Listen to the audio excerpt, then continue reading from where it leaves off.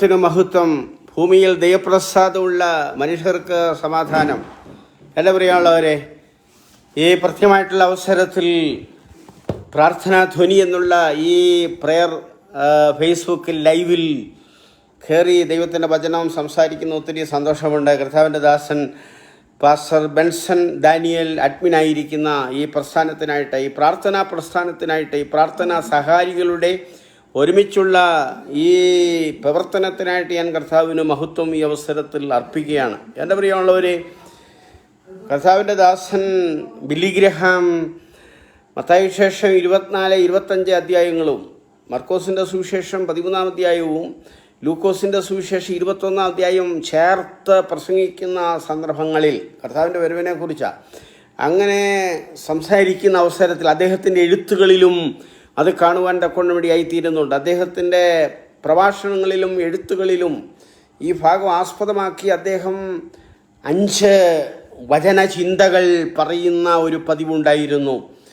5 വാക്കുകൾ അദ്ദേഹം കൂടെ പറയുമായിരുന്നു. 1, വർക്ക്, പ്രവർത്തിക്കുക, കർത്താവിന് വേണ്ടി പ്രവർത്തിക്കുക, കർത്താവ് വരാൻ പോകുന്നു, കർത്താവിന് വേണ്ടി പ്രവർത്തിക്കുക. 2, വാക്ക്, നടക്കുക. 3, വെയിറ്റ്, കാത്തിരിക്കുക. 4, വാച്ച്, നോക്കി കാത്തിരിക്കുക. 5, വെയിറ്റ്, കാത്തിരിക്കുക. വേറൊരു ആത്മീയമായിട്ടുള്ള ചിന്ത ഞാൻ ഈ അവസരത്തിൽ പറയുന്നു. എന്തെന്ന് ചോദിച്ചാൽ, വിശുദ്ധ ബൈബിൾ പരിശോധിക്കുമ്പോൾ യേശു കർത്താവിൻ്റെ വരവിനെക്കുറിച്ച് പറയുന്ന എല്ലായിടങ്ങളിലും, അത് സുവിശേഷങ്ങളിലാകട്ടെ, യേശു പറഞ്ഞ വാക്കുകളിലാകട്ടെ, പ്രബോധന വാക്കുകളിലാകട്ടെ, യേശുവിൻ്റെ വരവിനെക്കുറിച്ച് പറയുമ്പോൾ അതിനോട് ചേർന്ന് ചില ക്രിയാപദങ്ങൾ രേഖപ്പെടുത്തിയിരിക്കുന്ന ഒരു പ്രത്യേകമായിട്ടുള്ള പഠനമാണ്. എന്താ ഞാനിപ്പോൾ പറയുന്നത്? കർത്താവ് വരുന്നു എന്ന് പറയുമ്പോൾ അതിനോട് ചേർന്ന് ചില ക്രിയാപദങ്ങൾ, നമ്മൾ ചെയ്യേണ്ട, ഞാൻ ചെയ്യേണ്ട, നിങ്ങൾ ചെയ്യേണ്ട, നമ്മൾ ചെയ്യേണ്ട, ദൈവത്തിൻ്റെ സഭ ചെയ്യേണ്ട, എല്ലാ പ്രാർത്ഥനാ ഗ്രൂപ്പിൽപ്പെട്ട എല്ലാവരും ചെയ്യേണ്ട ചില കാര്യങ്ങൾ തിരുവചനത്തിൽ പ്രത്യേകമായിട്ടുള്ള സൂചനയായിട്ട് ഇങ്ങനെ പറഞ്ഞിരിക്കുന്നു. അങ്ങനെ പറയുമ്പോൾ ഏറ്റവും പ്രധാനപ്പെട്ട ഒരു വാക്ക് ഉണരുക, ഉണർന്നിരിക്കുക. മത്തായി സുവിശേഷത്തിൽ നമ്മൾ വായിക്കുമ്പോൾ 24 അധ്യായത്തിൻ്റെ 44 വാക്യത്തിൽ എന്താണ് നമ്മൾ കാണുന്നത്? നിനയാത്ത നാഴിയിൽ മനുഷ്യപുത്രൻ വരുന്നത് കൊണ്ട് ഉണർന്നിരിപ്പീൻ എന്ന് പറഞ്ഞിരിക്കുന്നു. ഉണർന്നിരിപ്പീൻ എന്ന് പറഞ്ഞിരിക്കുന്നു. ഉണരുക. യെശയ്യാപ്രവചനം 52-ന്റെ 1-ാമത്തെ വാക്യത്തിൽ എന്താണ് നമ്മൾ കാണുന്നത്? യെശയ്യാപ്രവചനം 52-ന്റെ 7-ാമത്തെ വാക്യത്തിൽ എന്താണ് നമ്മൾ കാണുന്നത്? ഉണർന്നിരിക്കുക. അത് മനോഹരമായിട്ടുള്ളൊരു ഗാനമുണ്ട്. അത് കർത്താവിൻ്റെ ദാസൻ MK വർഗീസ് എന്ന് പറയുന്ന ദൈവത്തിൻ്റെ ദാസൻ, അത് പഴയ കാലത്ത് ജീവിച്ചിരുന്ന ഒരു കർത്തൃദാസനാണ്. കുഞ്ഞാട്ടിൻ തീരു രക്തത്താൽ ഞാൻ ശുദ്ധനായി തീർന്നു, ഈ പാട്ട് എഴുതിയ, എൻ സങ്കടങ്ങൾ സകലവും തീർന്നു പോയി, സംഹാരദൂതൻ എന്നെ കടന്നുപോയി, ഈ ഗാനം എഴുതിയ കർത്താവിൻ്റെ ദാസൻ പാസ്റ്റർ MK വർഗീസ് അവറുകൾ. കുക്സാഹിബിൻ്റെ കാലത്തെ കാര്യമാണ് പറയുന്നത് കേട്ടോ. ആ സന്ദർഭത്തിൽ അദ്ദേഹം ഗാനങ്ങൾ ആത്മാവിൽ എഴുതുന്ന ഒരാളായതുകൊണ്ട് അന്നത്തെ ചർച്ച് ഓഫ് ഗോഡിൻ്റെ ഫീൽഡ് സെക്രട്ടറി ആയിട്ട് അറിയപ്പെടുന്ന പാസ്റ്റർ TM വർഗീസ് അവറുകൾ. പാസ്റ്റർ TM വർഗീസ് എന്ന് പറയുന്നത് പാസ്റ്റർ K. എബ്രഹാം IPCയുടെ സ്ഥാപക പ്രസിഡൻ്റായിട്ടുള്ള K. എബ്രഹാം സാറിൻ്റെ കസിനായിരുന്നു pastor TM Varghese. Church of ഗോഡിൻ്റെ ഫീൽഡ് സെക്രട്ടറിയാണ്. പഴയ കാലത്താണ് അദ്ദേഹം. അത് MK വർഗീസിനെ സമീപിച്ചു. അദ്ദേഹം MK വർഗീസ് അന്നേരം കുമ്മനാട് ചർച്ച് ഓഫ് ഗോഡിൻ്റെ പാസ്റ്റേജിൽ ഇങ്ങനെ അദ്ദേഹം ഇരിക്കുകയാണ്. ആ ഇരിക്കുന്ന സന്ദർഭത്തിൽ അദ്ദേഹത്തിൻ്റെ അടുത്ത് വന്ന് പറഞ്ഞ്, പറയിച്ച, ഈ വർഷത്തെ കൺവെൻഷന് നമുക്ക് പാട്ട് വേണം എന്ന് അദ്ദേഹത്തോട് പറയുകയുണ്ടായി. കർത്താവ് തരികയാണെങ്കിൽ നമുക്ക് ഈ കൺവെൻഷന് പാടത്തക്കോണം എഴുതി തരാമെന്ന് പറഞ്ഞു. കർത്താവ് തരണം, കർത്താവിൻ്റെ സന്നിധിയിൽ ദൂത് പ്രാപിച്ച് കർത്താവ് തരണമെന്ന് പറഞ്ഞു. അങ്ങനെ ദൂതുകൾ പ്രാപിച്ച് ഗാനങ്ങൾ എഴുതുന്ന ആളുകളുണ്ട്. പഴയ നമ്മുടെ പാട്ടുകളൊക്കെയും ആ നിലയിലുള്ള പാട്ടുകളാണ്. എല്ലാ പാട്ടുകളും അങ്ങനെ തന്നെയാണ്. പ്രതിഫലം തന്നിടുവാൻ, കർത്താവ് താൻ ഗംഭീരനാഥത്തോടും, അത് തുടങ്ങിയ ഗാനങ്ങളൊക്കെയും അങ്ങനെ ആത്മപ്രേരണയാൽ എഴുതപ്പെട്ട ഗാനങ്ങളാണ്. അതെന്നും ജീവിക്കുന്ന ഗാനങ്ങളാണ്, എന്നും അനുഭവമുള്ള ഗാനങ്ങളാണ്. കർത്താവിൻ്റെ ദാസൻ MK വർഗീസ് ഇങ്ങനെ പ്രാർത്ഥനയിൽ ഇരുന്നു. അദ്ദേഹം വൈകിട്ട് 10 മണിയായപ്പോൾ പ്രാർത്ഥനയിലിരുന്നു. അത് 11 12 1 മണിയായി 2 മണിയായി 3 മണിയായി 4 മണിയാവുമ്പോൾ അദ്ദേഹത്തിൻ്റെ ഹൃദയത്തിൽ ദൈവാത്മാവ് ചില വരികൾ ഇങ്ങനെ കൊടുത്തു. ആ വരികൾ എന്തായിരുന്നു? സഭയെക്കുറിച്ച് വേദപുസ്തകത്തിൽ പറഞ്ഞിരിക്കുന്ന നമ്മുടെ വാഴ്ത്തപ്പെട്ട കർത്താവിൻ്റെ വരവിനെക്കുറിച്ച് പറഞ്ഞിരിക്കുന്ന പൗലോസ് കൊരിന്ത്യ ലേഖനത്തിൽ പറഞ്ഞിരിക്കുന്ന ഉണർന്നിരിപ്പീൻ എന്ന് പറഞ്ഞിരിക്കുന്ന ആ ഉണർന്നിരിപ്പീൻ എന്ന് പറയുന്ന വാക്കുകൾ വെളിപ്പാട് ദിവസവും 3-ാം അധ്യായത്തിൻ്റെ 2-ാമത്തെ വാക്യത്തിൽ ഉണർന്നുകൊള്ളുക, ചാവറായ ശേഷിപ്പുകളെ ശക്തീകരിക്കുക എന്ന് പറയുന്നത് പോലെ, അത് എഫേസ്യ ലേഖനം 5-ാം അധ്യായത്തിൻ്റെ 14-ാമത്തെ വാക്യത്തിൽ ഉറങ്ങുന്നവനെ ഉണർന്ന് മരിച്ചവരിൽ നിന്ന് എഴുന്നേൽക്കുക എന്ന് പറയുന്നത് പോലെ, അങ്ങനെ വെളിപ്പാട് പുസ്തകത്തിൽ കാണുന്നത് പോലെ, നമ്മുടെ വാഴ്ത്തപ്പെട്ട കർത്താവ് പറഞ്ഞതുപോലെ, അതെ സുവിശേഷകന്മാർ രേഖപ്പെടുത്തിയിരിക്കുന്നത് പോലെ, പൗലോസ് തുടങ്ങിയ ആളുകൾ എഴുതിയിരിക്കുന്നത് പോലെ, ദൈവദാസന് രാവിലെ സമയം വെളുപ്പാൻ കാലമായപ്പോൾ 4 മണിയാകുമ്പോൾ ഒരു ഗാനം അദ്ദേഹത്തിന് ലഭിച്ചു. അദ്ദേഹത്തിൻ്റെ മകനെ ഞാൻ ഒരിക്കൽ ഇൻ്റർവ്യൂ ചെയ്തപ്പോൾ, മകൻ മരിച്ചുപോയി.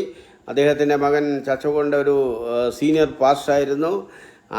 അദ്ദേഹത്തിൻ്റെ പിതാവിനെക്കുറിച്ച് ആ മകൻ എന്നോട് പറഞ്ഞപ്പോൾ ഈ സംഭവം പറഞ്ഞതാണ്. ശരിയായിട്ടുള്ള കറക്റ്റായിട്ടുള്ള കാര്യമാണ്, കഥയൊന്നുമല്ല, സംഭവം ശരിയാണ്.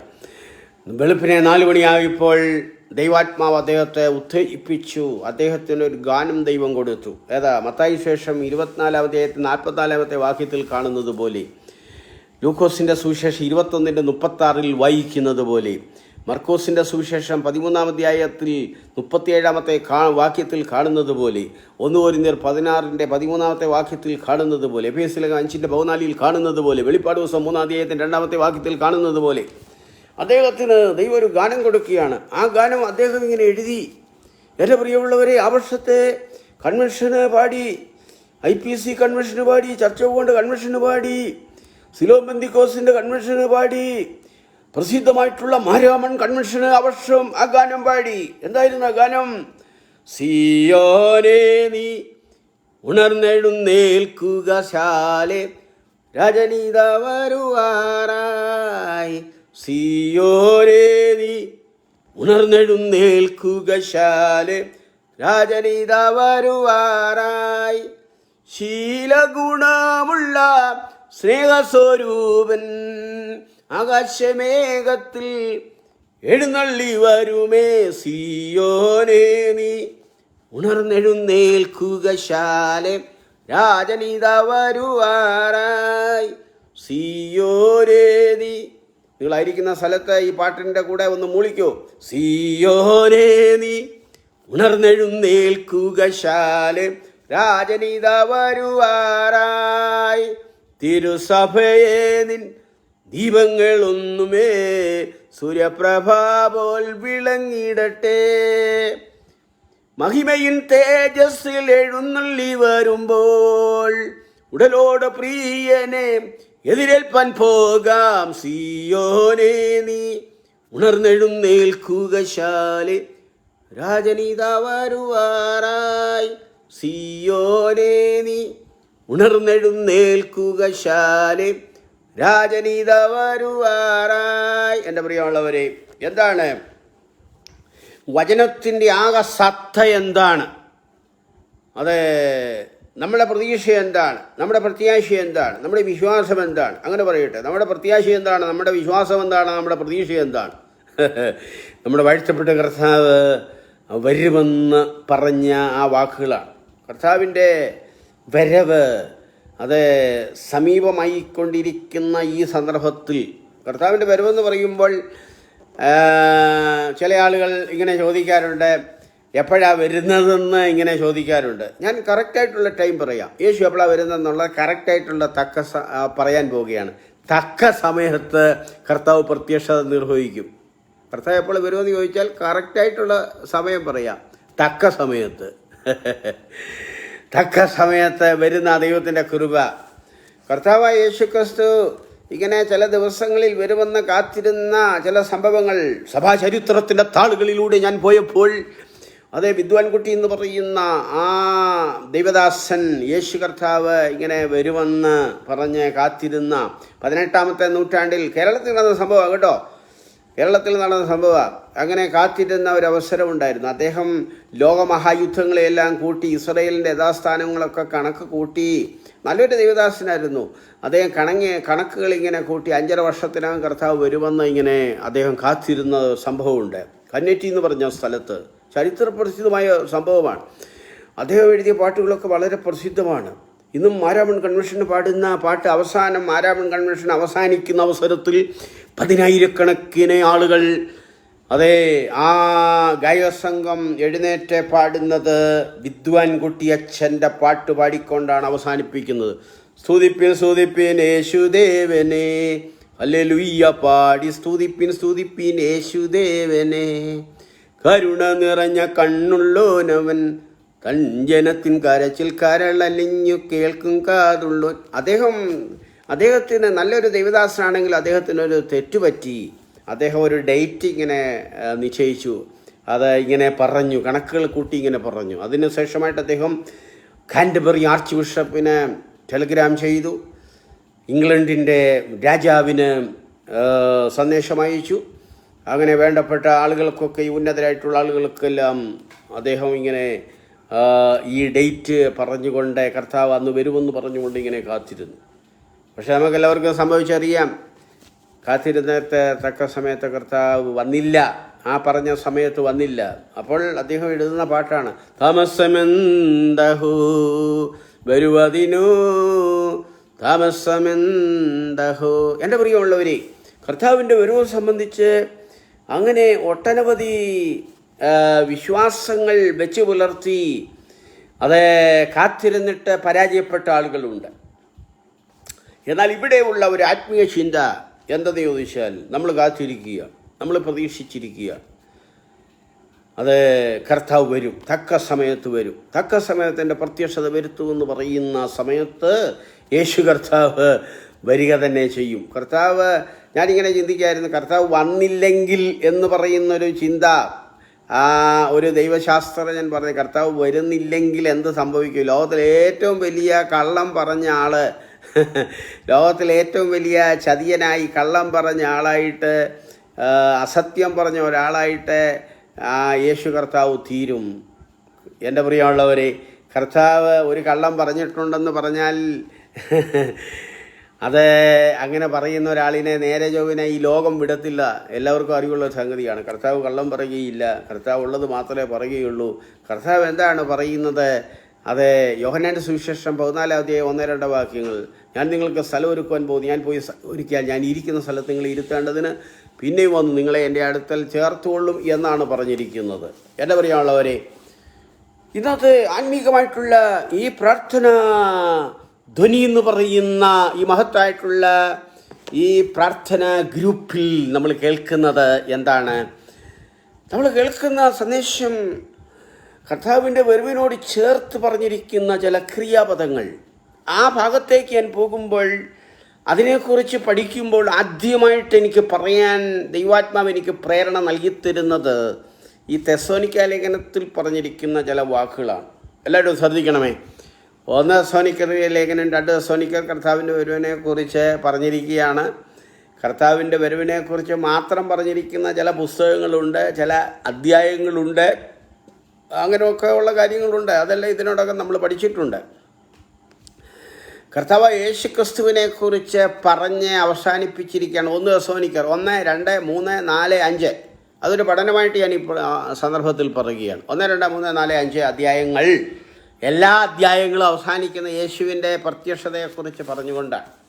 എല്ലാവരും ഒന്ന് ശ്രദ്ധിക്കണമേ. അത് 1 തെസ്സലോനിക്കർ എഴുതിയ ലേഖനം 1-ാം അധ്യായത്തിൻ്റെ ഓരോ അധ്യായങ്ങളും അവസാനിക്കുന്നത് കർത്താവിൻ്റെ വരവിനെക്കുറിച്ച് പറഞ്ഞിട്ട് ആ വരവിൽ നമ്മളുടെ മനോഭാവം എന്തായിരിക്കണമെന്ന് പറയുന്ന ഒരു ചിന്തയോടുകൂടിയാണ് അവസാനിപ്പിക്കുന്നത്. ശ്രദ്ധിക്കണം എല്ലാവരും. 1 തെസ്സലോനിക്കർക്കിലെ 1-ാം അധ്യായത്തിൻ്റെ 9-ാമത്തെ വാക്യം, സ്വർഗത്തിൽ നിന്ന് വരുന്നത് കാത്തിരിക്കുക എന്നവിടെ പറഞ്ഞു. സ്വർഗത്തിൽ നമ്മുടെ വാഴ്ത്തപ്പെട്ട കർത്താവ് വരും, കാത്തിരിക്കുക, വെയിറ്റ്, കാത്തിരിക്കുക എന്നുള്ള വാക്ക് പൗലോസ് പറയുന്നു. 2-ാം അധ്യായത്തിലേക്ക് നമുക്ക് പോകാം. 2-ാം അധ്യായം 19-ാമത്തെ വാക്യം എന്താണ് നമ്മൾ കാണുന്നത്? അവൻ്റെ പ്രത്യക്ഷതയിൽ 3 കാര്യങ്ങൾ ഉണ്ടായിരിക്കണം. കർത്താവിൻ്റെ വരവിനോട് ബന്ധപ്പെട്ട് 3 കാര്യങ്ങൾ ഉണ്ടായിരിക്കണമെന്ന് 1 തെസ്സലോനിക്കർ 2-ാം അധ്യായത്തിൻ്റെ അവസാനത്തെ വാക്യത്തിൽ പറഞ്ഞിരിക്കുന്നു. എന്തെല്ലാം കാര്യങ്ങൾ ഉണ്ടായിരിക്കണം എന്നവിടെ നമ്മൾ കാണുക. ഒന്ന്, നമുക്ക് ആശ ഉണ്ടായിരിക്കണം. ആശ, അതിനോട് താല്പര്യം, ആശ ഉണ്ടായിരിക്കണം. കർത്താവേ, ഇന്ന് നീ വരണമേ എന്ന് പ്രാർത്ഥിക്കുന്ന വിശുദ്ധന്മാർക്കായിട്ട് ഞാൻ കർത്താവിന് മഹത്വം അർപ്പിക്കുന്നു. ദൈവത്തിന് മഹത്വം. ഒരാശ, ഒരാഗ്രഹം, ആശ ഉണ്ടായിരിക്കണം. അതിൽ സന്തോഷമുണ്ടായിരിക്കണം. അതിൽ പ്രശംസ ഉണ്ടായിരിക്കണമെന്ന് പൗലോസ് പറഞ്ഞിരിക്കുന്നു. 1 തെസ്സലോനിക്കർ 2-ാം അധ്യായത്തിൻ്റെ 19-ാമത്തെ വാക്യത്തിൻ്റെ ആ സത്യമാണ് ഞാൻ പറയുന്നത്. അത് യേശുവിൻ്റെ പ്രത്യക്ഷതയെങ്കിൽ ആശ ഉണ്ടായിരിക്കണം, സന്തോഷമുണ്ടായിരിക്കണം, പ്രശംസയുണ്ടായിരിക്കണം. പ്രശംസ, എനിക്ക് നമ്മുടെ കർത്താവ് യേശു ക്രിസ്തുവിൻ്റെ ക്രൂശിലല്ലാതെ പ്രശംസിപ്പാൻ ഇടവരരുതെന്ന് പറഞ്ഞിരിക്കുന്നു. അത് നമുക്കൊരു പ്രശംസ. എന്താണ് നമ്മുടെ പ്രശംസ? നമ്മുടെ ആശ എന്താണ്? നമ്മുടെ സന്തോഷം എന്താണ്? മടങ്ങി വരാമെന്ന് ആരും പറഞ്ഞിട്ടില്ല, എന്നാൽ യേശു കർത്താവ് മടങ്ങി വരുമെന്ന് പറഞ്ഞു. എന്താ പറയാനുള്ളവരെ, ലോകപ്രസിദ്ധരായിട്ടുള്ള ആളുകളെ നമുക്ക് ഏവർക്കും അറിയാം. രാഷ്ട്രീയ നേതാക്കന്മാരുണ്ട്, കവികളുണ്ട്, എഴുത്തുകാരുണ്ട്, ലോക സാമ്രാജ്യങ്ങളൊക്കെ കിടുകിട വിറപ്പിച്ച ആളുകളുണ്ട്. അങ്ങനെ ഞാൻ പറയുമ്പോൾ ഹിറ്റ്ലർ, മുസോളിനി, ചാർലിമേന്, സീസർ, ഫറവോ രാജാക്കന്മാർ, സാർ ചക്രവർത്തിമാർ, ഇവരൊക്കെയും മരണത്തോടുകൂടെ തീർന്നു. എന്നാൽ നമ്മുടെ വാഴ്ത്തപ്പെട്ട കർത്താവിൻ്റെ ചരിത്രം മാത്രം മടങ്ങി വരുന്ന യേശു എന്നാണ് പറയുന്നത്. മടങ്ങി വരുന്ന യേശു എന്താണ്? സുവിശേഷം എന്നുള്ളതിനെക്കുറിച്ച് നമ്മൾ സാധാരണ പറയുന്നത് എന്താണ്? സുവിശേഷം എന്ന് പറയുന്നത് ദാവീദിന്റെ സന്തതിയായി ജനിച്ചു, മരിച്ചു, ജനിച്ചു, ജീവിച്ചു, മരിച്ചു എന്ന് പറഞ്ഞുകൊണ്ട് സകല ചരിത്രം അവസാനിക്കുകയാണ്. എല്ലാവരുടെയും ചരിത്രം മരിച്ചു എന്ന് പറഞ്ഞുകൊണ്ടാണ് അവസാനിക്കുന്നത്. മരിച്ചു എന്ന് പറഞ്ഞുകൊണ്ട്. എന്നാൽ മരിച്ചു, അടക്കപ്പെട്ടു, 3-ാം നാൾ ഉയർത്തെഴുന്നേറ്റു. അതുകൊണ്ട് തീരുകയാണോ? അല്ല, അതുകൊണ്ട് തീരുകയല്ല. പിന്നെന്താണ് പറഞ്ഞിരിക്കുന്നത്? പിന്നെ പറഞ്ഞിരിക്കുന്നു മടങ്ങി വരുമെന്ന് പറഞ്ഞിരിക്കുന്നു. അങ്ങനെ ഞാൻ പറയട്ടെ, സുവിശേഷം എന്താണ് എന്ന് പറഞ്ഞാൽ നമ്മൾ പറയുന്ന ഉത്തരം എന്താണ്? യേശു ജനിച്ചു, ജീവിച്ചു, പ്രവർത്തിച്ചു, മരിച്ചു, അടക്കപ്പെട്ടു, ഉയർത്തെഴുന്നേറ്റു, ഇനി വരുമെന്നുള്ള സന്ദേശമാണ്. അങ്ങനെ വരുമെന്നുള്ള സന്ദേശം മുഴങ്ങിക്കേൾക്കുമ്പോൾ അതെ, ദൈവത്തിൻ്റെ ആത്മാവ് ദൈവജനത്തിലൂടെ ഇടപെടുകയാണ്. കർത്താവിൻ്റെ വരവെന്ന് പറയുമ്പോൾ അതിൽ ഒരാശ, അതിലൊരു സന്തോഷം, അതിലൊരു പ്രശംസ. എന്താ പറയാനുള്ളവരെ, 3-ാം അധ്യായത്തിലേക്ക് ഞാൻ നിങ്ങളെ ക്ഷണിക്കുകയാണ്. 1 തെസ്സലോനിക്കർ 3-ാം അധ്യായത്തിലേക്ക് ഞാൻ നിങ്ങളെ ക്ഷണിക്കുകയാണ്.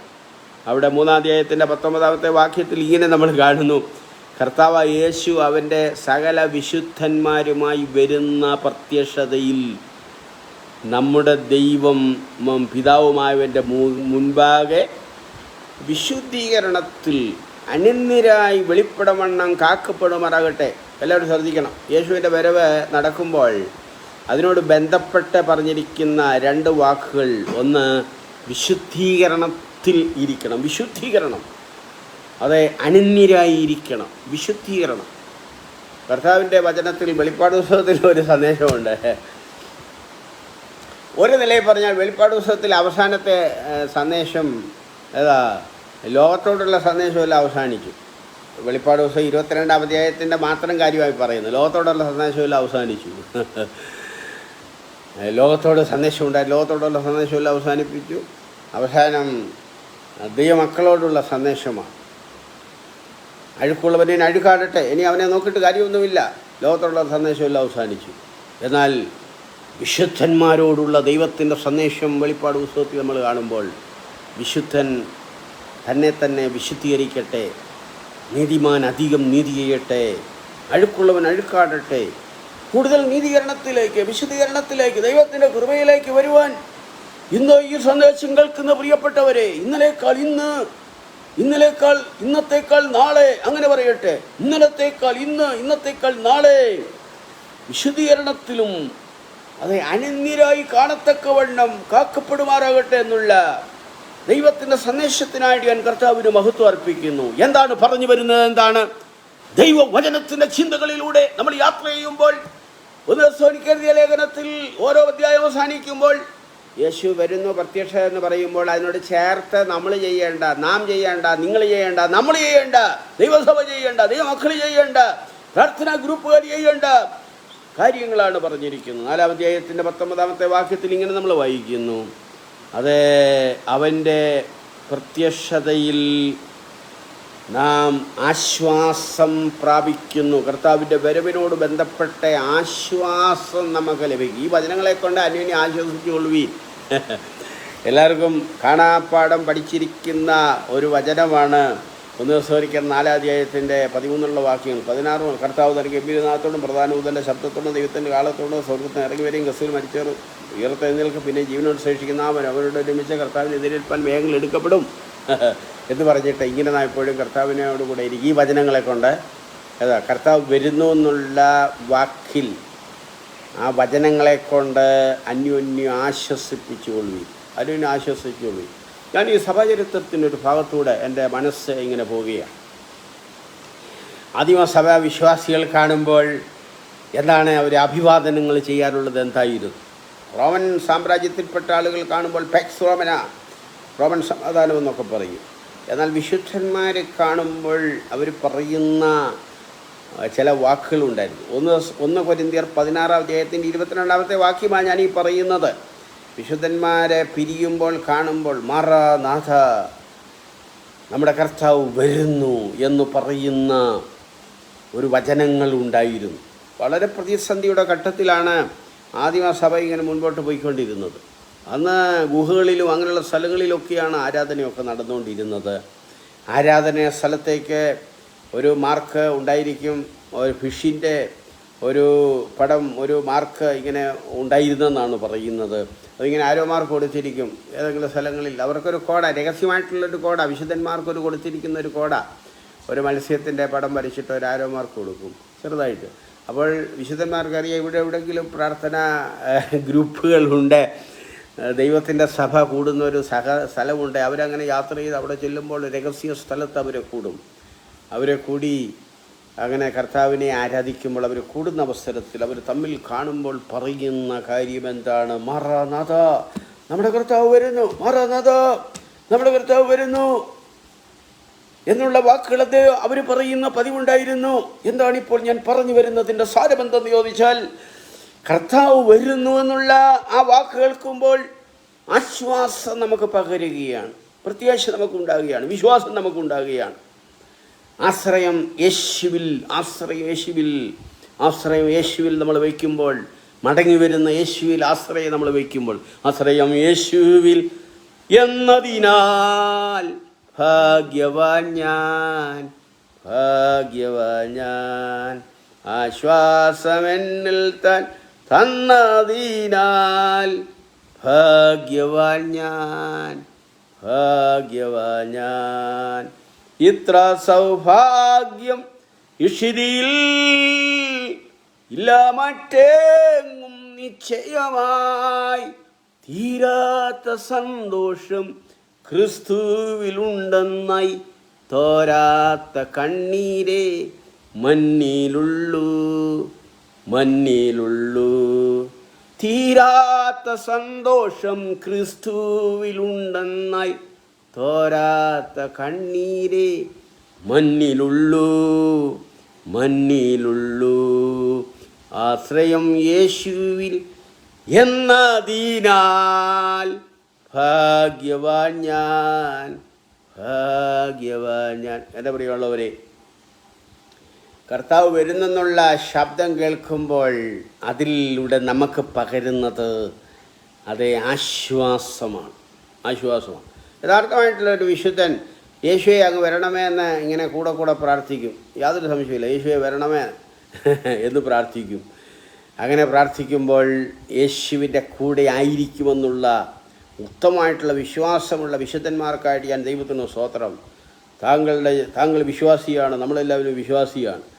അത് കർത്താവ് വന്നാൽ കർത്താവിൻ്റെ കൂടെ ഞാൻ ആയിരിക്കുമെന്നുള്ള ആ ചിന്തകൾ മനസ്സാക്ഷിയിൽ ആഴമായി പതിയുന്ന വിശുദ്ധന്മാർക്കായിട്ട് ദൈവത്തിന് സ്തോത്രം. അതുകൊണ്ട് ഞാൻ പറയുകയാണ്, എല്ലാവരും മനസ്സിലാവാൻ വേണ്ടി പറയുകയാണ്, കർത്താവ് വരുമ്പോൾ കർത്താവിൻ്റെ കൂടെ ആയിരിക്കുമെന്നുള്ള ചിന്ത.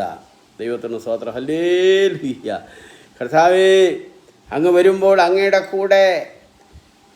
കൂടെ ഞാൻ ആയിരിക്കുമെന്നുള്ള ആ വലിയ ആശ്വാസം ലോകത്തിൽ നമ്മൾ നോക്കുമ്പോൾ ആശ്വാസത്തിന് ഇടങ്ങളില്ല, ആശ്വാസത്തിന് വാക്കുകളില്ല. അതേ, പീഡയൊക്കെ അനുഭവിക്കുന്ന ഒത്തിരി ക്രിസ്ത്യാനികളുണ്ട്, വിശുദ്ധന്മാരുണ്ട്. സുവിശേഷ നിമിത്തം ജയിലുകളിൽ കഴിയുന്ന ആളുകളുണ്ട്. സുവിശേഷ നിമിത്തം അതേ ബൂട്ട്സിട്ട് ചവിട്ടപ്പെട്ടവരായിട്ട് വലിച്ചിഴയ്ക്കപ്പെട്ടവരായിട്ടുള്ള ആളുകളുണ്ട്. എന്നാൽ നമുക്കെല്ലാവർക്കും ഒരു പ്രത്യാശയുണ്ടെന്നാണ്. നമ്മുടെ പ്രത്യാശ യേശു കർത്താവ് വരുമെന്നുള്ളതാണ്. തെസ്സലോനിക്ക ലേഖനത്തിൽ ഓരോ അധ്യായം അവസാനിക്കുമ്പോൾ യേശുവിൻ്റെ വരവിനെക്കുറിച്ച് പറഞ്ഞിട്ട് നമ്മുടെ മനോഭാവം അവിടെ പറഞ്ഞിരിക്കുകയാണ്, ആശ്വാസം. എൻ്റെ പ്രിയമുള്ളവരെ, 5-ാം അധ്യായത്തിലേക്ക് യാത്ര ചെയ്ത് നമ്മൾ വരുമ്പോൾ ഒരു യാത്രയാണ്, ദൈവവചനത്തിലൂടെ ഒരു യാത്രയായി ഇപ്പോൾ നമ്മൾ നടത്തുന്നത്. 1 തെസ്സലോനിക്കർ 5-ാം അധ്യായത്തിൻ്റെ അതേ അവസാനത്തെ വാക്യം, എല്ലാം അവസാന ഭാഗങ്ങളാണ്. 23-ാമത്തെ വാക്യത്തിൽ എന്താണ് നമ്മൾ കാണുന്നത്? അവൻ്റെ പ്രത്യക്ഷതയിൽ അനന്യമായി വെളിപ്പെടത്തക്കവണ്ണം കാക്കുമാറാകട്ടെ. അവൻ്റെ പ്രത്യക്ഷതയിൽ ദേഹി ആത്മാവിനെക്കുറിച്ചുള്ള സൂചന അവിടെ പറയുന്നുണ്ട്. മനുഷ്യൻ്റെ ത്രിയ ഘടകങ്ങൾ, നിങ്ങളുടെ ആത്മാവും പ്രാണനും ദേഹവും അശേഷം കർത്താവ് യേശു ക്രിസ്തുവിൻ്റെ വരവെങ്കിൽ. അതെ, അപ്പോൾ അവിടെ പൗലോസ് പറയുന്നത് നമ്മുടെ ശരീരം, നമ്മുടെ മനസ്സ്, നമ്മുടെ ആത്മാവ്, പ്രൈസ് ദി ലോർഡ്, അത് ഒരുങ്ങിയിരിക്കണം. ഒന്നുകൂടെ പറയാം, നമ്മുടെ ശരീരം, നമ്മുടെ മനസ്സ്, നമ്മുടെ ആത്മാവ്. 1 തെസ്സലോനിക്കർ 5-ാം അധ്യായത്തിലാണ് അത് കാത്തിരിക്കണമെന്ന് പറഞ്ഞിരിക്കുന്നു. യേശു കർത്താവ് വരുമ്പോൾ എന്താണ് വാസ്തവത്തിൽ സംഭവിക്കുന്ന? വാസ്തവത്തിൽ എന്താണ്? അത് ഞങ്ങൾ ദൈവത്തിൻ്റെ വചനം ഇങ്ങനെ പഠിച്ചുകൊണ്ടിരുന്നപ്പോൾ ഒരു കർത്താവിൻ്റെ ഭൃത്യൻ പറഞ്ഞ വാക്കുകൾ എൻ്റെ മനസ്സിൽ ഇങ്ങനെ ആഴമായിട്ടിരിക്കുകയാണ്. അദ്ദേഹം ഇങ്ങനെയാണ് പറയുന്നത്, കർത്താവ് വരുമ്പോൾ എന്താ സംഭവിക്കുന്നത് എല്ലാവരും ഒന്ന് ഓർക്കണേ. എന്താ സംഭവിക്കുന്നത്? കർത്താവ് വരുന്ന അവസരത്തിൽ നമുക്കൊരു ട്രാൻസ്ഫോർമേഷൻ, നമുക്കൊരു രൂപാന്തരം, ട്രാൻസ്ഫോർമേഷൻ എന്ന് പറയുന്ന ഒരു അനുഭവം നമുക്കങ്ങ് ഉണ്ടാകുകയാണ്. നമ്മൾ പെട്ടെന്ന് ആത്മാവിൽ നിറയുകയാണ്. ആത്മാവിൽ നിറഞ്ഞതിന് ശേഷമായിട്ട് നമ്മളെ അടുത്ത കാണുന്നത് ദൈവസിംഹാസനത്തിന് മുമ്പിൽ യേശുവിൻ്റെ അരികിൽ ഇങ്ങനെ കാണുകയാണ്. ഭൂമിയുടെ ആകർഷണ വലയങ്ങളെ ഭേദിച്ചുകൊണ്ട്, ഒന്നുകൂടി ഞാൻ പറയാം, ഭൂമിയുടെ ആകർഷണ വലയങ്ങളെ ഭേദിച്ചുകൊണ്ട് ഐസക് ന്യൂട്ടൻ എന്ന് പറയുന്ന മഹാനായ ശാസ്ത്രജ്ഞനാണ് അത് ഭൂമിയുടെ ഗുരുത്വാകർഷണ ശക്തിയെക്കുറിച്ചുള്ള നിർവചനങ്ങളൊക്കെയും പറഞ്ഞത് അദ്ദേഹമാണെന്ന് നമുക്കെല്ലാവർക്കും അറിയാം. എല്ലാം താഴോട്ടിങ്ങനെ പിടിക്കുകയാണ്. ഭൂമിക്കൊരു ആകർഷണമുണ്ട്, ആകർഷണം. അതുകൊണ്ടാണ് അദ്ദേഹം ഇങ്ങനെ ചിന്തിച്ചെന്നാണ് പറയുന്നത്. ആപ്പിൾ ഇങ്ങനെ വീഴുമ്പോൾ അദ്ദേഹം ഇങ്ങനെ ചിന്തിക്കുന്നത്, എന്തുകൊണ്ട് ആപ്പിൾ താഴോട്ട് വന്നു മുകളിലോട്ട് പോകുന്നില്ല? ഒരു കല്ലെടുത്തെറിഞ്ഞാൽ മുകളിലോട്ട് പോയിട്ട് താഴോട്ട് വരുന്നു. നമ്മൾ എത്ര ചാടിയാലും താഴെ വരുന്നു. നമ്മൾ വീഴുമ്പോൾ താഴോട്ടാണ് വീഴുന്നത്. അപ്പോൾ ഭൂമിക്കൊരു ആകർഷണം ഉണ്ടെന്നുള്ളത് വാസ്തവമായിട്ടുള്ളൊരു കാര്യമാണ്. ആകർഷണ വലയം ഇത് ഒരു അത്ഭുതമാണ്, ഒരു അടയാളമാണ്, ഒരു ദൈവത്തിൻ്റെ പ്രവൃത്തിയാണ്. എന്താണ്? ഭൂമിയുടെ ആകർഷണ വലയങ്ങളെ ഭേദിച്ചുകൊണ്ട് രൂപാന്തരത്തിൻ്റെ ശരീരം പ്രാപിക്കുന്ന മനോഹരമായിട്ടുള്ള ഒരവസരം. അത് വെളിച്ചത്തിൻ്റെ സ്പീഡ് നമുക്കവർക്ക് അറിയാം. 1,86,000 മൈൽ സ്പീഡാണ് ഒരു സെക്കൻഡിന് ഈ വെളിച്ചത്തിനുള്ളത്. അങ്ങനെയാണ് എൻ്റെ പ്രിയമുള്ളവർ. വെളിച്ചം പോകുന്ന സ്പീഡിനേക്കാൾ നമ്മൾക്കൊരു രൂപാന്തരമുണ്ടായി. അത് പരിശുദ്ധാത്മാവിൻ്റെ പ്രവർത്തനത്താൽ നമ്മൾ ചലിക്കപ്പെടുന്നവരായി, ദൈവകൃപ പ്രാപിക്കുന്നവരായി കർത്താവിൻ്റെ സന്നിധിയിലേക്ക് പോകുന്ന മനോഹരമായിട്ടുള്ള ഒരു സംഭവം. ഒരു നിലയിൽ പറഞ്ഞാൽ ലോകത്തിൽ ഇനി നടക്കാൻ പോകുന്ന ഏറ്റവും വലിയ അത്ഭുതം എന്താണ്? ഏറ്റവും വലിയ അത്ഭുതം ഇതാണ്. ഇനി നടക്കാൻ പോകുന്ന ഏറ്റവും വലിയ അത്ഭുതമാണ് ഞാൻ പറഞ്ഞത് കേട്ടോ. ഇനി നടക്കാൻ പോകുന്ന ഏറ്റവും വലിയ അത്ഭുതം എന്താണ്? ഏറ്റവും വലിയ കാര്യം എന്താണ്? അത്ഭുതം എന്ന് പറഞ്ഞാൽ ഏറ്റവും വലിയ കാര്യം എന്താണ്? ഏറ്റവും വലിയ വിഷയം എന്താണ്? അത് നമുക്കെല്ലാവർക്കും അറിയാം. ഏറ്റവും വലിയ കാര്യമെന്നോ വിശേഷമെന്നോ പ്രവചന നിവൃത്തിയെന്നോ സംഗതിയെന്നോ എന്തെങ്കിലും ആയിക്കൊള്ളട്ടെ, അവരവർക്കറിയാവുന്ന ഭാഷയിലൊക്കെ പറഞ്ഞു. ഏറ്റവും വലിയ സംഗതി എന്താണ്? ഏറ്റവും വലിയ വചനം എന്താണ്? ഏറ്റവും വലിയ പ്രവചനം എന്താണ്? അതെന്ന് പറയുന്നത് 3-4 ലോകമായിത്തൊന്നുമല്ല കേട്ടോ, 3-4 ലോകമായിത്തൊന്നുമല്ല. പിന്നീട് ഇവിടെ രാഷ്ട്രീയത്തിൻ്റെ തിരിവുകളും കാര്യങ്ങളൊക്കെ നടക്കും. അതൊന്നുമല്ല. അതൊക്കെ നടക്കുമെന്നുള്ളത് ശരിയാ. വലിയ ഭൂകമ്പങ്ങളൊക്കെ ഉണ്ടാവും, ശരിയാ.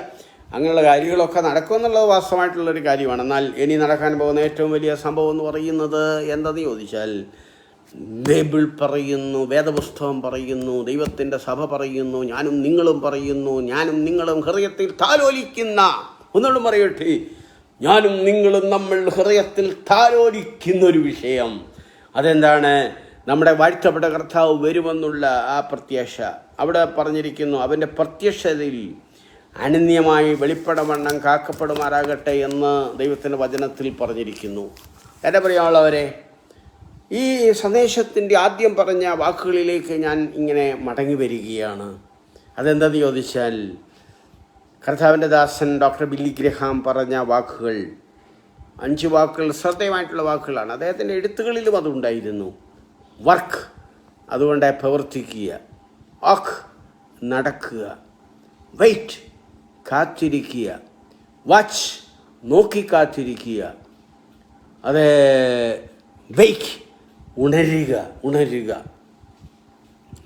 കർത്താവിൻ്റെ വരവിനോട് ബന്ധപ്പെട്ട് നമ്മൾക്ക് ചെയ്യുവാൻ തക്കവണ്ണം സാധിക്കുന്ന കാര്യങ്ങൾ ചെയ്തു തീർക്കേണ്ട ഒരു അവസരമാണിത്. എപ്പോഴാണ് രാജ്യം യഥാസ്ഥാനപ്പെടുത്തുന്ന ശിഷ്യന്മാരെ യേശുവിനോട് ചോദിച്ചപ്പോൾ യേശു പറഞ്ഞ ഒരു അർത്ഥം ഇതാണ്: രാജ്യമൊക്കെ യഥാസ്ഥാനപ്പെടുത്തുന്നത് കർത്താവിൻ്റെ കാര്യമാണ്, ദൈവത്തിൻ്റെ കാര്യമാണ്, സമയത്തൊക്കെ അത് നടന്നോളും. എന്നാൽ അങ്ങനെ ഞാനങ്ങ് പറയുകയാണ്, അതൊക്കെ കാര്യങ്ങളൊക്കെ സമയത്തൊക്കെ നടന്നോളും. എന്നാൽ നിങ്ങൾ പരിശുദ്ധാത്മാവ് നിങ്ങളുടെ മേൽ വരുമ്പോൾ നിങ്ങളെ ശക്തി ലഭിച്ചിട്ട് യെരുശലേമിൽ, യഹൂദയിലും എല്ലായിടത്തും ശബരിയിലും വീണ്ടും അറ്റത്തോളം കർത്താവിൻ്റെ സാക്ഷ്യം വഹിക്കണമെന്ന്. എൻ്റെ പ്രിയമുള്ളവരെ, കർത്താവ് എപ്പോൾ വരുമെന്ന് നമുക്കറിഞ്ഞുകൂടാ. എപ്പോൾ വരുമെന്ന സമയം ഞാൻ പറഞ്ഞു, തക്ക സമയത്ത് വരും. അപ്പോൾ കർത്താവ് വരുന്ന സന്ദർഭം വരെ ഉള്ള നമ്മളുടെ ജീവിതം, ഒരു വിവാഹം നടക്കുമ്പോൾ വിവാഹം ഉറപ്പെന്ന് പറയുന്നൊരു കാര്യമുണ്ടല്ലോ. വിവാഹം എന്ന് പറയുന്നൊരു കാര്യമാണ്. വിവാഹത്തിൻ്റെ ഉറപ്പ് മുതൽ വിവാഹത്തിൻ്റെ ദിവസം വരെ ആ നിയുക്ത മണവാളനും മണവാട്ടിയുടെ ചിന്ത എന്താണ്? നിയുക്ത മണവാളൻ്റെയും മണവാട്ടിയുടെയും ചിന്ത വിവാഹ ദിവസത്തെക്കുറിച്ചുള്ള ചിന്തകളാണ് വരുന്നത്. അതുപോലെ അപ്പോൾ കാര്യങ്ങളൊക്കെ ഇങ്ങനെ ഒരുങ്ങുകയാണ്, താല്പര്യപ്പെടുകയാണ്, ആളുകളെ ക്ഷണിക്കുകയാണ്, കാര്യങ്ങളൊക്കെ ക്രമീകരിക്കുകയാണ്, അവധിയെടുക്കുകയാണ്, വേണ്ടപ്പെട്ടവരെ ക്ഷണിക്കുകയാണ്, എല്ലാ കാര്യങ്ങളും ഇങ്ങനെ ചെയ്യുകയാണ്.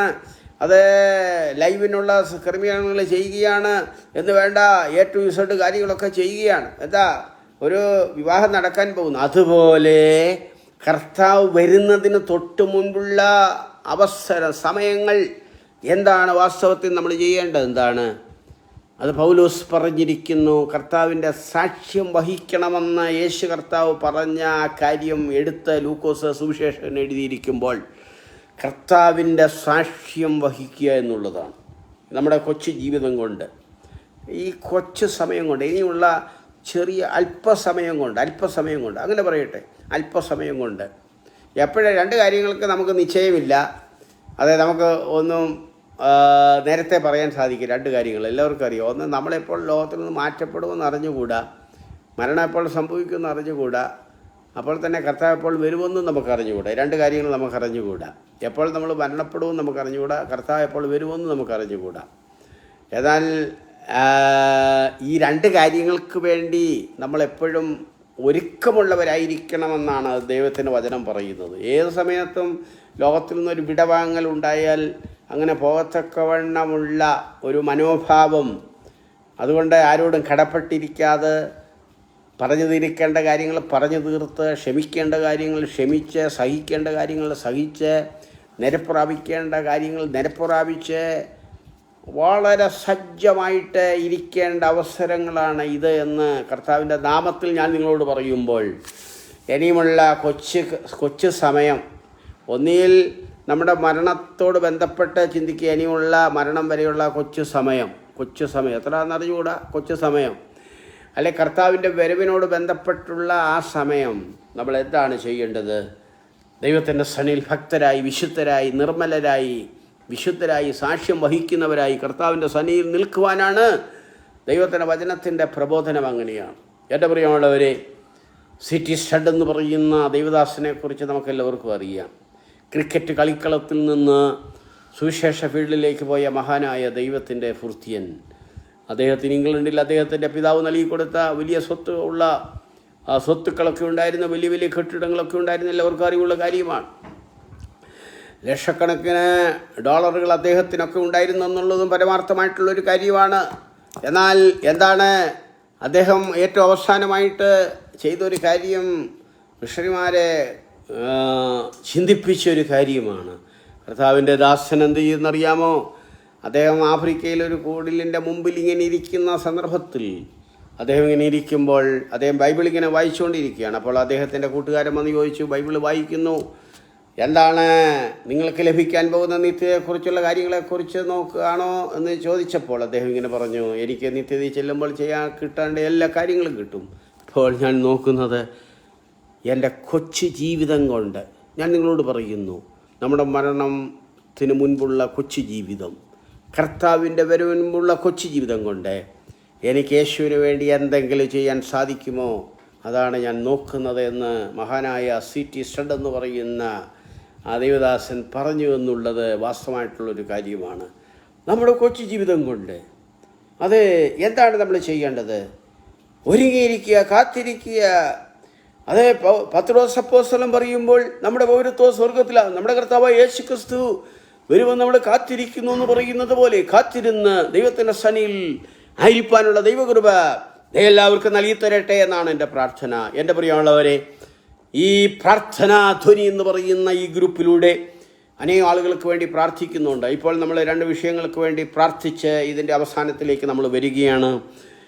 കർത്താവിൻ്റെ ദാസൻ രാജു നാരകത്താനി എന്ന് പറയുന്ന കർത്താവിൻ്റെ ദാസൻ ഷാരോൺ ഫെലോഷിപ്പ് സഭാംഗമാണ്.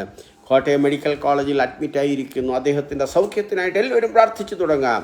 അതുപോലെ തന്നെ സച്ചിൻ സാബു ഡോഹ 2 കാലിലും മുറിവ് ഉള്ള അനുഭവത്തിൽ ഹമാദ് ഹോസ്പിറ്റലിൽ അഡ്മിറ്റായിരിക്കുന്നു. ഈ 2 സഹോദരങ്ങൾക്ക് വേണ്ടി നമുക്കെല്ലാവർക്കും ചേർന്ന് കർത്താവിൻ്റെ സന്നിധിയിൽ നമുക്കെല്ലാവർക്കും ചേർന്ന് ദൈവത്തിൻ്റെ സന്നിധിയിൽ നമുക്ക് പ്രാർത്ഥിക്കാം. എല്ലാം പ്രാർത്ഥന എന്ന് പറയുന്ന എല്ലാവരും ചേർന്ന് പ്രാർത്ഥിക്കുന്നതാണ്, കൂട്ടായിട്ട് പ്രാർത്ഥിക്കുന്നത്. ലോകത്തിന് നാനാഭാഗങ്ങളിൽ ഈ ഫേസ്ബുക്ക് ലൈവിലൂടെ ദൈവത്തിൻ്റെ ദൂതുകൾ കേൾക്കുന്ന പ്രിയപ്പെട്ടവരെല്ലാവരും ചേർന്ന് ഈ 2 സഹോദരന്മാർക്ക് വേണ്ടി മാത്രമല്ല, അനേകം ആളുകൾ വിഷമിക്കുന്ന, ഭാരപ്പെടുന്ന, വേദന അനുഭവിക്കുന്ന ഒത്തിരി ഒത്തിരി ഒത്തിരി ഒത്തിരി ഒത്തിരി ആളുകളുണ്ട്. അവർക്ക് വേണ്ടി നമുക്ക് ഹൃദയം തുറന്ന് ദൈവത്തിൻ്റെ സന്നിധിയിൽ പ്രാർത്ഥിക്കുമ്പോൾ ഞാൻ നിങ്ങളെ പ്രാർത്ഥനയിലൂടെ ബന്ധപ്പെട്ട് ഞാൻ നിങ്ങളെ അനുഗ്രഹിച്ച് പ്രാർത്ഥിക്കുന്നു. ഈ പ്രാർത്ഥനാ ധ്വനി എന്ന് പറയുന്ന ഈ ഫേസ്ബുക്ക് ലൈവിലൂടെ ദൈവത്തിൻ്റെ ദൂത് കേൾക്കുന്ന നിങ്ങളെല്ലാവരെയും, നിങ്ങളായിരിക്കുന്ന ഇടത്ത്, നിങ്ങളായിരിക്കുന്ന സ്ഥലത്ത്, ആയിരിക്കുന്ന ആ ജോലിയിലായിരിക്കുന്ന ഇടത്ത് ദൈവം നിങ്ങളെ അനുഗ്രഹിക്കട്ടെ എന്ന് പ്രാർത്ഥിക്കുമ്പോൾ നമുക്ക് ചേർന്ന ദൈവത്തിൻ്റെ സന്നിധിയിൽ ഈ 2 സഹോദരന്മാർക്ക് വേണ്ടി ഹൃദയം തുറന്ന് നമുക്ക് പ്രാർത്ഥിക്കാം. കർത്താവേ, അങ്ങയുടെ സാന്നിധ്യം നിറഞ്ഞു നിൽക്കുന്ന ഈ അവസരത്തിനായിട്ട് അങ്ങേക്ക് മഹത്വം. അങ്ങയുടെ വചനത്തിൻ്റെ വികാസനം ഞങ്ങൾക്ക് നൽകി തന്നതിനായിട്ട് അങ്ങേക്ക് മഹത്വം അർപ്പിക്കുന്നു. പ്രാർത്ഥന ധ്വനി എന്ന് പറയുന്ന ഫേസ്ബുക്ക് ലൈവിലൂടെ ദൈവത്തിൻ്റെ ദൂതുകൾ കേട്ട, ദൈവത്തിൻ്റെ വചനം കേട്ട എല്ലാ വിശുദ്ധന്മാർക്കായിട്ട് നന്ദിയോട് സ്തോത്രം. പിന്നീട് കേൾക്കുന്ന പ്രിയപ്പെട്ടവർക്കായിട്ടും സ്തുതിക്കുന്നു. കർത്താവേ, ഞങ്ങൾ നിൻ്റെ ദാസൻ രാജു നാരകത്താനിക്ക് വേണ്ടി ഞങ്ങൾ പ്രാർത്ഥിക്കുന്നു. മെഡിക്കൽ കോളേജിലാണല്ലോ സൗഖ്യമാക്കുന്ന സൗഖ്യദായക ശക്തി ഇപ്പോൾ തന്നെ വ്യാപരിക്കുവാൻ തക്കൊണ്ട് യേശുവിൻ്റെ നാമം ചൊല്ലി ഞങ്ങൾ പ്രാർത്ഥിക്കുന്നു. കർത്താവിൻ്റെ ദാസൻ സച്ചിൻ സാബു ഡോഹയിൽ ആ ദൈവദാസന് വേണ്ടി ഞങ്ങൾ പ്രാർത്ഥിക്കുന്ന ഈ അവസരത്തിൽ തന്നെ ദൈവയുടെ വ്യാപാരം, സൗഖ്യദായക ശക്തി, ദൈവത്തിൻ്റെ അതിരിട്ട ദൈവകൃപയുടെ വ്യാപാരം ഈ അവസരത്തിൽ തന്നെ ആ പ്രിയട്ടന്മേൽ വ്യാപരിക്കട്ടെ. ദൈവം എല്ലാവരെയും അനുഗ്രഹിക്കട്ടെ. ഇങ്ങനൊരു അവസരം ഒരുക്കി തന്ന ഇതിൻ്റെ അഡ്മിനായിരിക്കുന്ന കർത്താവിൻ്റെ ദാസൻ ബെൻസൺ ദാനിയൽ പാസ്റ്ററോടും അദ്ദേഹത്തോട് ചേർന്ന് പ്രവർത്തിക്കുന്ന ആ ടീമിനോടും ഈ ദൂതുകൾ കേട്ട എല്ലാവരോടും കർത്താവിൻ്റെ നാമത്തിൽ വിനയപൂർവ്വം ഞാൻ നന്ദി പറയുമ്പോൾ ഞാനിങ്ങനെ അവസാനിപ്പിക്കട്ടെ. അത്യുന്നതങ്ങളിൽ ദൈവത്തിന് മഹത്വം, ഭൂമിയിൽ ദൈവപ്രസാദമുള്ള മനുഷ്യർക്ക് സമാധാനം. ഈ വചനങ്ങളാൽ ദൈവം നമ്മെ ധാരാളമായിട്ട് അനുഗ്രഹിക്കുമാറാകട്ടെ. ആമീൻ.